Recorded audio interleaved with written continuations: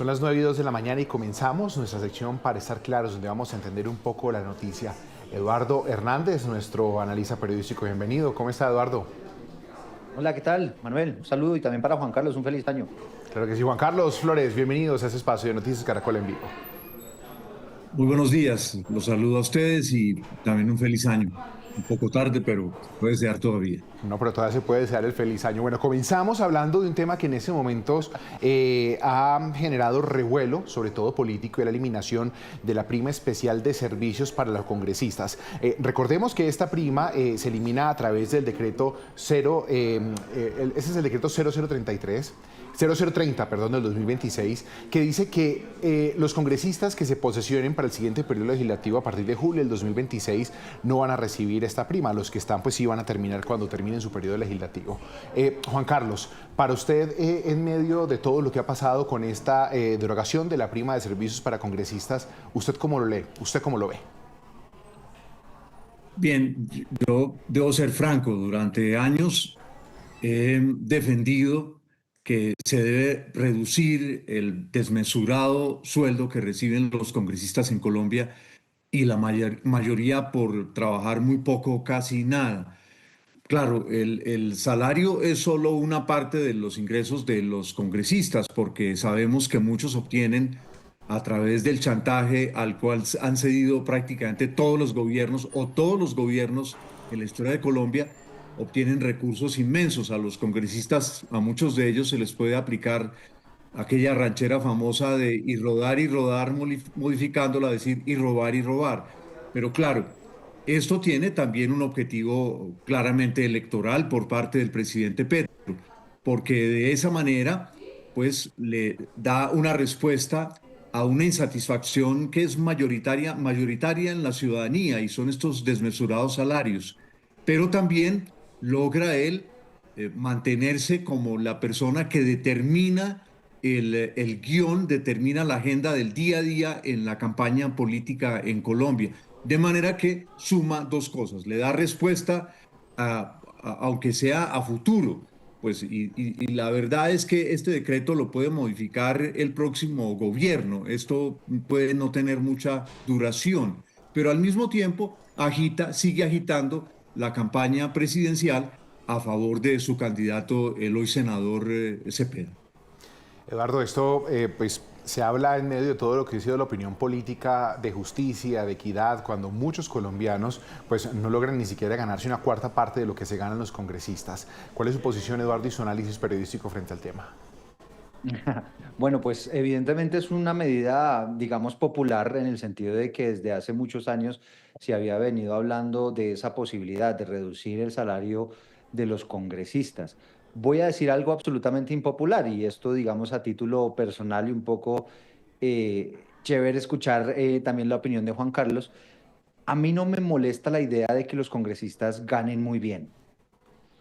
Y esto en la teoría, porque se supone, e insisto mucho y subrayo la palabra teoría, se supone que al Congreso pues deberían llegar las personas más capacitadas, con mejores talentos, con mejor preparación, con mayor liderazgo para conducir al país, ¿no? Evidentemente, cuando usted genera un deterioro en esos ingresos, pues esas personas que tienen todas estas características que he mencionado, que son líderes, emprendedoras, echadas para adelante, muy pilas, que estudian los temas, pues seguramente lo piensan dos veces a la hora de eventualmente postularse a este tipo de cargos. Entonces, pues digamos, esa es como la duda que me queda ahí frente a esta posición que entiendo hoy, pues todo el país está celebrando. Pero aquí también, Manuel, es importante aclararle a nuestros usuarios que, como decía Juan Carlos, el salario de los congresistas pues se divide como en tres rubros. Una cosa es el salario, otra cosa son lo que llaman ellos los gastos de representación y otra cosa distinta es esta prima que de alguna manera desde hace algún tiempo estaba como chilingueando y se veía que esa era la opción para reducir el salario de los congresistas, pero nadie efectivamente se había dado la pela. Es cierto, como dice Juan Carlos, que así como usted por decreto deshace algo, lo puede volver a hacer, pero digamos sí no veo a un próximo gobierno del corte que sea sacando un decreto para volverle a subir el sueldo a los congresistas. Yo lo que veo es que esta es una decisión que al final va a quedar así, pero que, digamos, tengo yo mis reparos en el ámbito teórico de reducir el salario de las personas que representan al país. Lo ideal, Juan Carlos, no sé si usted coincide conmigo, sería en lugar de estar viendo por allá los que ganan mucho y viendo cómo se les recortan a ellos para que todos quedemos igualados por lo malo, lo ideal sería ver más bien cómo igualamos a todos por lo bueno y que cada vez a los colombianos les vaya yendo mejor. Exacto, Juan Carlos. Hay una acotación que quiero hacer para contexto. Son 16 millones de pesos de esta prima que fue aprobada por decreto en el año 2013. La pregunta acá es puntual. Esto puede tratarse de pronto, Juan Carlos, en medio de su análisis, de una retaliación del gobierno nacional contra el Ejecutivo, pues porque ha tenido gran parte de peso de posición en medio de todos sus proyectos que se han debatido ahí en el Congreso. Esto podría deberse a ello más allá de la sustentación inmediata que hace pues el gobierno, y es una equidad, un salario equitativo pues para todos. De todo eso hay, porque no olvidemos que en este juego participan todos los políticos y la casta política en Colombia tiene tales privilegios, eso no lo podemos olvidar nunca. La, la casta política colombiana no son los profesores de una universidad o no son los directivos de una microempresa o de una mediana empresa o de una gran empresa. Es un grupo que tiene unos privilegios desmesurados, porque no olvidemos, los recursos fundamentales, por desgracia, de buena parte de los políticos y sus riquezas no provienen del trabajo honrado, no provienen del talento, no provienen de la realización de innovaciones en su campo de trabajo, provienen del saqueo de los recursos públicos. Y frente a la retaliación, pues es muy probable que haya parte de esto, pero como lo sabemos muy bien, este decreto rige para el próximo Congreso, de manera que yo le veo fundamentalmente un objetivo para la campaña y volvería a reiterar, el problema de la oposición en Colombia es que en estas elecciones, como en las anteriores en las que resultó elegido Petro, es él quien está escribiendo el guión acerca de qué se habla y qué no se habla cada día.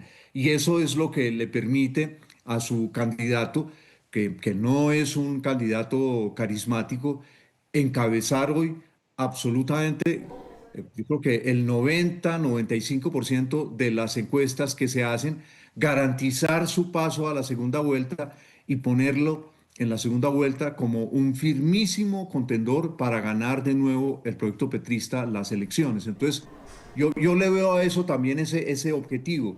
Y en ese objetivo, Petro vuelve a apuntarle un golazo a sus competidores.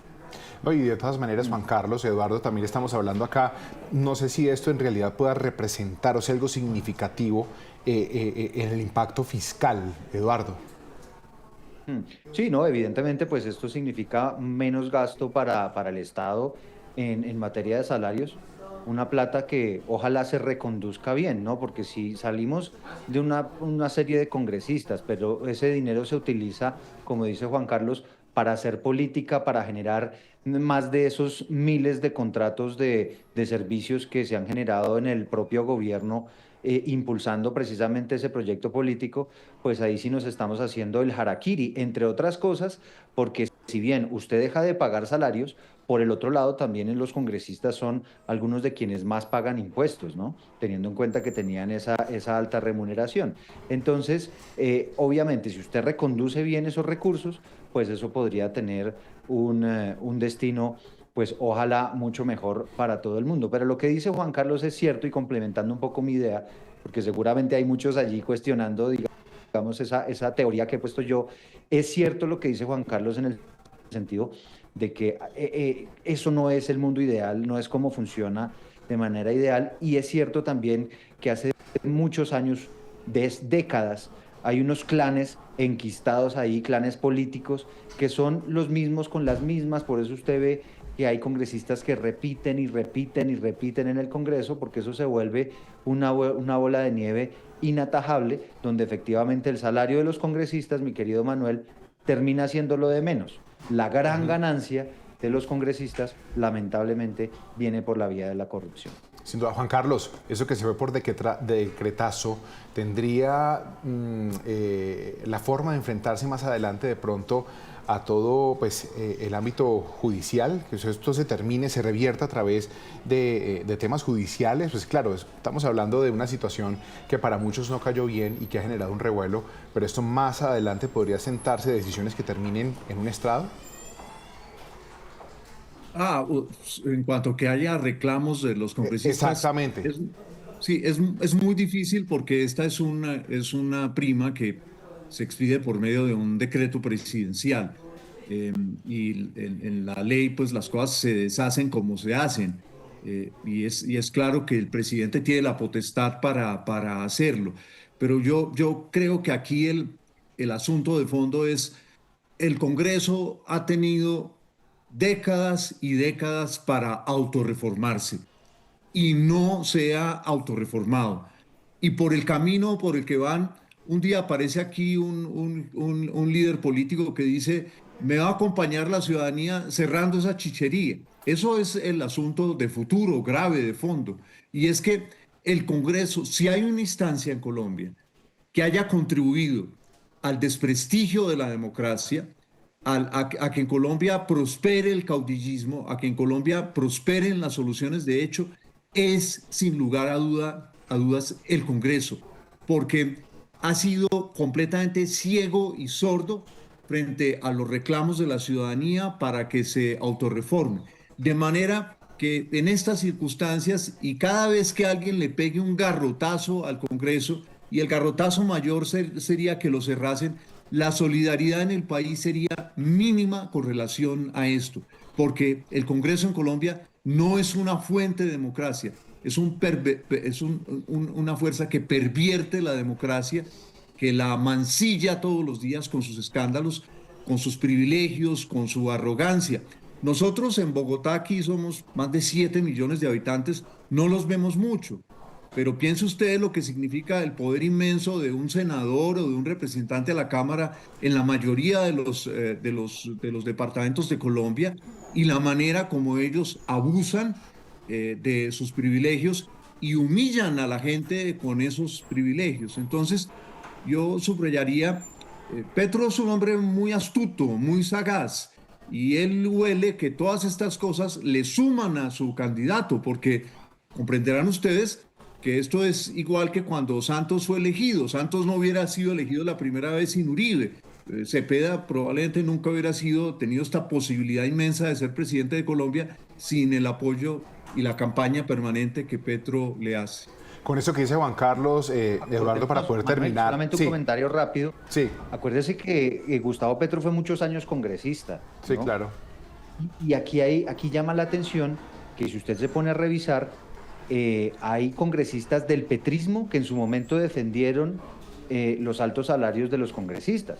Así es. Cito dos particularmente: Isabel Cristina Zuleta, de frente en el Congreso. La primera, de hecho, defendió, ¿no? defendió el hecho de que de esos altos salarios que tienen los congresistas. Y la segunda, en una entrevista aquí en Blue Radio, en algún momento también María José Pizarro dijo: mire, hablo por mí, yo invierto esa plata en esos recorridos que hago por las regiones y demás, y diciendo más o menos pues que ella estaba conforme con lo que se estaba ganando. Entonces, digamos, aquí lo que dice Juan Carlos es cierto. O sea, aquí hubo muchas oportunidades, hubo propuestas para que el mismo Congreso se redujera el salario, nunca lo hizo, y bueno, pues ahora ha llegado el gobierno que finalmente lo hace por decreto, sorprendentemente un presidente que antes también había gozado de todos estos privilegios. Bueno, y que eso también podría ser de pronto un ejemplo, ya queda en el tintero acá para poder analizarlo más adelante, y es el tema de, pues, si esto podría también bajar algunos altos sueldos de esas grandes esferas, pues, que ya en estos momentos, pues, se resiente con esta decisión. Cambiamos de tema. Juan Carlos y Eduardo, y es la crisis que en estos momentos está enfrentando la nueva EPS. Es la EPS más grande del país, que atiende a más de 11.5 millones de usuarios, de personas. Ha tenido problemas administrativos, ha tenido problemas financieros, y pues ayer se conoció del tema de embargos por 2.1 billones de pesos, una situación que ya se ve reflejado no solamente en la atención, sino también en la negación de algunos servicios para pacientes. Juan Carlos, su análisis. La intervención del gobierno en la salud no ha sido exitosa. En buena medida ha sido un desastre porque se han concentrado en desmontar lo que había, pero el esfuerzo por mejorar la prestación de la calidad del servicio de salud ha sido mínimo. El actual ministro de Salud es un agitador y es un político, además, justamente Eduardo hablaba ahora de los políticos hereditarios, pues el actual ministro de Salud es un político hereditario, porque en el Tolima, los tolimenses todos lo saben, porque su papá fue político, su mamá fue política, también hizo política aquí en Bogotá. Entonces él es bueno para agitar y para señalar qué está mal. Pero el balance al finalizar el gobierno Petro y la tarea que le llega a quien le suceda en la salud es muy dura, muy cuesta arriba, porque todo ha sido desbaratado. Y los problemas que la salud ya tenía antes, porque pues a nadie se le va a ocurrir, salvo que uno sea un opositor cegado por el odio, decir que los problemas de la salud solo los creó este gobierno. Él llegó para enfrentarse a esos problemas. Cada 6 meses se cerraba alguna EPS, y no se cerraba porque hubiera cumplido su labor, sino porque habían robado tanto que ya no tenían recursos con los cuales prestar el servicio. Pensemos cuántos de estos exdirectivos de EPS están o en la cárcel o están ahora en proceso, en esos largos procesos de juicio en Colombia. Y esta EPS no era precisamente de las más malas, eso hay que señalarlo, y muchos de sus usuarios estaban satisfechos. Claro, tenía problemas internos, tenía problemas de gastos que deben ser explicados, pero lo que ha hecho el gobierno ha sido fatal. Pensemos en el caso de un gremio que ha apoyado a Petro prácticamente incondicionalmente, FECODE, cuyo sistema de salud terminó desbaratarse con este gobierno, afectado por muchas décadas también de malos manejos y de corrupción que no han sido sancionadas, porque en FECODE también hay responsables de todo lo que ocurrió con la salud de los maestros. Entonces, la inmensa desgracia en Colombia es que el Paganini fundamental son las grandes mayorías, que son aquellas personas que usan las EPS, sin las cuales no podrían obtener ni las citas, ni los tratamientos, ni los medicamentos costosos, ni se les podría realizar las operaciones carísimas que paga el sistema público de salud. Y a eso voy, facturas sin auditar, temas de liquidez, compromisos económicos con las IPS, pero que finalmente todo ese tema administrativo, Eduardo, repercute es en los pacientes, la no entrega de medicamentos, enfermedades de alto riesgo, con temas, por ejemplo, de cirugías y tratamientos aplazados. Una situación que ya se ve en esos momentos, por ejemplo, en los dispensarios de gran parte del país, que no venden medicamentos, que no entregan medicamentos, o que simplemente pues, se abstienen de poder despachar una fórmula para esos usuarios de la nueva EPS, ¿verdad? Mire, Manuel, Juan Carlos, si usted me preguntara cuál es la gran papa caliente que va a tener el próximo gobierno, claro, muchos miran el tema de la seguridad y en eso podemos estar de acuerdo, pero para mí el gran problema que va a tener el próximo gobierno y que tiene en este momento, que tiene ya el país, se llama la salud. Y si nos vamos un poco al detalle, el gran problema se llama nueva EPS. Esta es una EPS que durante muchos meses, y inclusive después de la intervención por parte del gobierno, como lo explicaba Juan Carlos, no ha registrado sus movimientos financieros ante la Superintendencia de Salud. No tenemos ni idea qué está pasando con la nueva EPS. No sabemos cuáles son sus deudas, no sabemos cuánto recibe. Es decir, es una EPS que está llena de opacidad y que de un momento a otro surgen noticias como esta de ayer, en el sentido de que le tienen embargados nada más ni nada menos que 2.1 billones de pesos. Y es la propia nueva EPS levantando la mano y diciendo, oiga, con estos embargos ya no sé si voy a ser capaz de operar en el mes de enero. No solamente piense en los pacientes que usted ya los mencionaba y que sin duda es lo más importante, Manuel, piense en las personas que trabajan ahí, piense en médicos, enfermeras, en todo el personal administrativo que no tienen ni idea si van a recibir sus pagos porque toda esa plata está embargada Claro. porque por cuenta de esa mala administración que usted mencionaba, pues ha dejado de pagar a IPS, ha dejado de pagar todas sus deudas, que a su vez ellos demandan ante la justicia y ellos terminan embargando. Entonces es una absoluta bola de nieve que no sabemos dónde va a parar, pero que efectivamente los paganinis, como siempre, pues es la gente y sobre todo la gente más humilde, porque es gente que no tiene cómo pagar medicamentos. Es gente que un tratamiento le puede costar 15 millones de pesos al mes, 200 millones de pesos al mes, que obviamente si no es por el sistema de salud, pues se mueren. Es que estamos hablando de vidas humanas, Manuel, aquí estamos hablando de derechos fundamentales. Entonces, esto de la nueva EPS es de la mayor gravedad y tiene razón Juan Carlos en que todas estas intervenciones y lo que ha hecho el gobierno no ha servido absolutamente para nada, sino me atrevería yo a decir que vuelve y nos comprueba, así como pasó en su momento con el Seguro Social, que no mejoran las cosas si le damos todo este manejo a lo público, porque ahí es donde se enquistan todas estas corrupciones y donde empiezan a aparecer cargos de 40, de 28 millones de pesos en esas nuevas EPS, perdón, intervenidas, y evidentemente empiezan a verse unos manejos también absolutamente cuestionables, a pesar de que sea en lo público el que lo esté administrando. Así que aquí estamos viendo una gran problemática de muy difícil solución.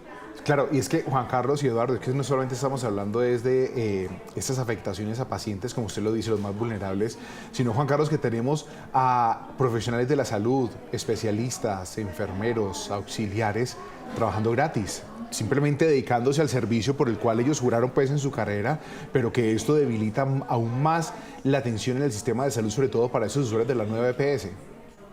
Mm. Sí, Manuel, hay un problema con la forma de gestión del presidente Petro. Y es el presidente Petro se especializó durante años, durante décadas, y fue muy eficaz y muy exitoso al hacerlo en la crítica de los gobiernos. Pero cuando se llega a gobernar, ya la crítica no es suficiente. La crítica incluso se torna en un simple espejo retrovisor, pero que no produce ningún cambio hacia el futuro. Entonces, con una forma de antigestión de esas, todo queda en anuncios, todo queda en censuras. Pensemos que hace unos meses las directivas que entonces tenía la nueva EPS puestas por el gobierno señalaron que el equipo anterior de la nueva EPS había cometido innúmeros delitos.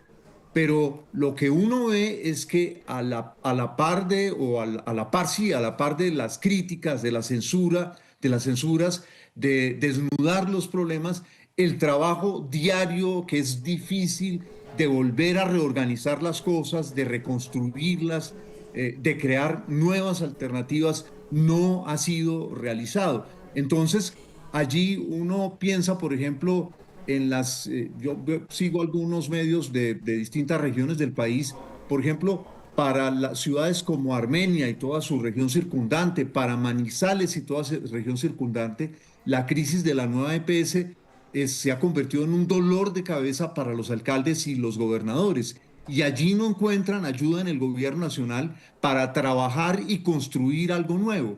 Y Petro, no solamente él se centra todos los días en la crítica, como si muchas veces, como si no fuera presidente, como si fuera todavía un senador de la oposición, sino que muchos de quienes le acompañan son especialistas en eso, en criticar. Pero criticar es necesario, aquí lo estamos haciendo, pero si a usted le llega a la hora de gobernar, pues tiene que pasar de criticar a trabajar. Crisis mayúscula esta que enfrenta la salud de nuestro país. Como decía Eduardo, no solamente cuestiona muchos de los procederes del actual gobierno, sino que va a ser la real papa caliente para el gobierno entrante. Una gran crisis que pues afecta a miles y miles, millones de usuarios a nivel nacional. Cambiamos de tema. Vamos a hablar ahorita del gobierno que pues, publicó borradores, que prepara decretos para repatriar recursos de fondos de pensiones que están invertidos en el exterior. La idea es traerlos de vuelta a Colombia. Son cerca de 100 a 125 billones de pesos colombianos de inversiones pensionales de fondos privados que actualmente están fuera del país. Juan Carlos, ¿esto qué tan viable es? Ese es un problema complejo frente al cual no se pueden tener respuestas ni soluciones simplistas. Los fondos de pensiones han permitido a los grandes grupos económicos colombianos que los manejan, sus recursos, crecer de manera considerable en las últimas décadas. No siempre esas ganancias se han visto en mejoras o en crecimiento de los ahorros que las personas que los depositan allí, porque recordemos que ese es un sistema pensional distinto del estatal, del sistema de colpensiones, porque en esto es un ahorro privado que está amparado por las garantías del sector privado, que es su corresponsabilidad después de recibir los recursos de la gente. Entonces, allí hay un problema que aún no logra ser resuelto en Colombia. Ese es un problema que se experimenta desde el primer país que creó este tipo de fondos privados de pensiones en América Latina, que fue Chile. Entonces, la pregunta es, o hay un tipo de reforma que aún no logra ser llevada a cabo, es cómo, a la par que los grandes grupos económicos obtienen ganancias con dinero que es de los aportantes a estas cuentas de ahorro privado para pensionarse, transfieren más cuando están en periodo de ganancias a las cuentas, porque cuando hay caída en las inversiones, inmediatamente eso se siente en las cuentas y le echan tijera a lo que la gente está ahorrando para el futuro. Y el otro asunto, que es un asunto macroeconómico, es si esa parte de esos recursos no podrían auspiciar el crecimiento económico del país con inversiones acá. Yo creo que hay un elemento que es muy importante tener presente. El mundo está caminando hacia unas zonas de influencia y hacia proteccionismo en esas zonas de influencia. Pensemos lo que Estados Unidos quiere hacer con nosotros en toda América Latina, etcétera, etcétera. Entonces, es un debate que debe darse, pero darlo en estos momentos, en una época preelectoral, con unos objetivos electoralistas de corto plazo, es un inmenso peligro. Ese sistema requiere de reformas, pero requiere de reformas pensadas con cabeza fría, con un inmenso sentido de responsabilidad, sin revanchismo y pensando en el futuro tanto de los que ahorran en los fondos de pensiones como la necesidad de que esos recursos estén manejados de manera responsabilísima para que no sufran descalabro los millones de colombianos que tienen sus platas allí consignadas. Y que buscan también que los réditos pues, sean positivos para ellos, ¿no, Eduardo? Sí, yo empezaría haciendo un énfasis grandísimo en esto primero que nos estaba explicando Juan Carlos, y es que estamos hablando aquí no del régimen público de pensiones, sino del régimen privado. Un rápido recorderis para nuestros usuarios y para que podamos entrar como en contexto y saber de qué estamos hablando exactamente. Aquí hay millones de personas que lo que hacen es mes a mes hacen aportes a sus pensiones, y esos aportes son administrados por los famosos fondos privados, que es de lo que nos estaba hablando Juan Carlos. ¿Cuál es la función de ese fondo privado? Coger, Manuel, su platica. Así es. Y tratar de multiplicársela, ¿cierto? De que eso tenga unos rendimientos, porque si usted cogiera esa platica que mes a mes le mete a la cuenta y la lleva hasta el final de su vida laboral, créame que no, esa platica solita no le va a alcanzar para pensionarse. Entonces lo que ellos hacen es multiplicarle esa plata. Aquí básicamente lo que ellos están planteando es que cuando ellos tienen el 50% de esas inversiones que generan rentabilidad en el exterior, pues eso trae más dinero. Eso ayuda a que su bolsita, su guardadito, crezca más. Lo que pretende con este decreto del gobierno es que ya no sea el 50% de esas inversiones que estén en el exterior, sino que únicamente sean el 30%. Exacto. Y que de aquí a un plazo de 5 años, esos fondos empiecen a vender afuera e invertir aquí en nuestro país. Lo que ellos han planteado es que esos rendimientos que se ofrecen en nuestro país son menores a los que se consiguen en el exterior. Y hay un dato que nos dijo esta mañana el presidente de Asofondos, y es que si usted tenía ahorrado 1.000.000 de pesos hace 20 años, hoy ese millón de pesos representa 350 millones de pesos, porque le multiplicaron su plata. Pero que si no hubiera existido esa posibilidad de invertir en el exterior, ese milloncito de pesos de hace 20 años, hoy no serían 300 millones, sino hoy serían 150 millones de pesos. Que es básicamente esto es un dibujo como para que entendamos por qué los fondos privados pues están haciendo algunos cuestionamientos frente a este tema. Ahora, ellos dicen, hubiera sido muy duro si usted le ordenan con ese decreto que los traiga de manera inmediata, porque ahí sí hubiera sido una pérdida gigantesca, obligan a esas inversiones en el exterior a venderse muy rápido, a venderlo al precio que sea, a hacer malos negocios y traerla al país. Pero lo que está diciendo el presidente de Asofondos esta mañana es, mire, dándonos ese plazo de 5 años, el tema no es tan malo como se había inicialmente planteado y habría que revisar en unas mesas técnicas con el gobierno cómo hacemos para que esos rendimientos sigan siendo buenos para ese ahorrador de las pensiones. Juan Carlos, ¿esto tiene algún contexto histórico en el país? ¿Ya había pasado para que la gente, nuestros usuarios de Noticias Caracol en Vivo puedan entender un poco más de ello? ¿Ya se había pensado en algún momento? ¿Se había ejecutado? No. Recordemos que este sistema nace en los años 90 tras las huellas de lo que se había hecho en Chile al finalizar el gobierno de Pinochet y en los años subsiguientes, donde hubo un acuerdo sobre ese sistema, sobre el funcionamiento del sistema privado. Pero hay un elemento que es muy importante tener presente ahora, es decir, de que esto no significa que no se pueda cambiar nada allí, en lo absoluto, porque estamos asistiendo a unas turbulencias políticas y económicas como el mundo no vivía desde finales de la Segunda Guerra Mundial. Yo subrayaría, los fondos de pensiones no solamente los colombianos, los privados, los fondos de todo el mundo, y sus inversiones en la economía global estaban amparados porque se pensaba que íbamos a seguir profundizando el proceso de globalización económico.